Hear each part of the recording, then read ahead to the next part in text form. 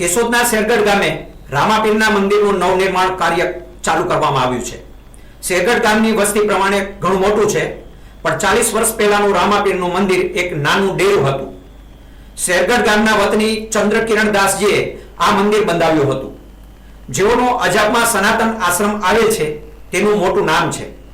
પહેલા ચંદ્રકિરણ દાસજીએ શેરગઢના સ્મશાન પાસે નદીની બાજુમાં જંગલ જેવા વિસ્તારમાં આ જગ્યાએ નાનકડું મંદિર બનાવેલું હતું। હવે ગામ સમસ્ત દ્વારા એક મોટા મંદિરનું નવનિર્માણ કરવામાં આવી રહ્યું છે।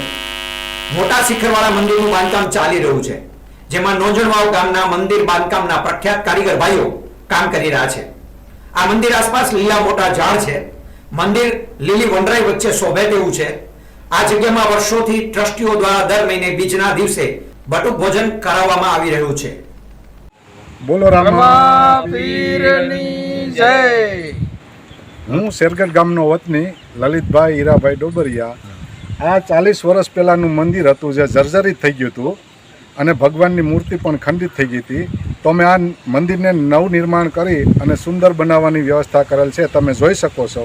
તો આ કામની અંદર સહભાગી બનવા નમ્ર વિનંતી છે, અને જે કોઈને યથાશક્તિ જે કાંઈ દાન પુણ્ય કરવું હોય એ અમારો સંપર્ક કરજો।